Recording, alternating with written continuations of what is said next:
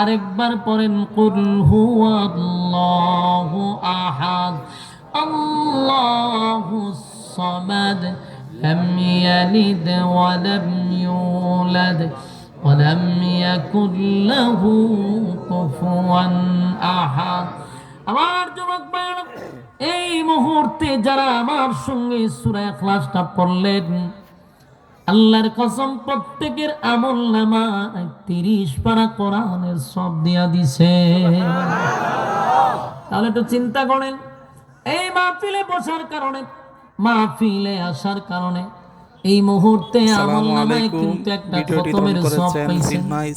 রাস্তাঘাটে দোকানপাটে ঘুরে ঘুরে কি এই সওয়াব আপনি পাইতেন? বড় দোকানে থাকলে গজব পড়ার সম্ভাবনা আছে। এখানে থাকলে নাযালাত আলাইহিমুস সাকিনা, উপর থেকে সাকিনা নাজিল হবে।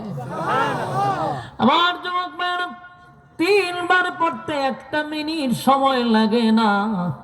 3 বার সূরা ইখলাস পড়তে 1 মিনিট সময় লাগলো না, কিন্তু 3 বার পড়লে একটা খতমের সওয়াব পাওয়া যায় গো। আপনি যদি প্রতিদিন 3 বার করে পড়েন, 365 দিনে 365টা কোরআনের খতম, 1 বছরে 365টা খতম। সুবহানাল্লাহ। এইভাবে যদি মরার আগ পর্যন্ত পড়তে থাকেন, হাসরের মাঠে আপনার আমলনামায় শুধু কোরআনের খতম দেখা যায়। আমার যুবক ভাইরা, এটা আমল করেন কমপক্ষে 3 বার, প্রতিদিন প্রতিদিন প্রতিদিন 3 বার পড়েন কমপক্ষে।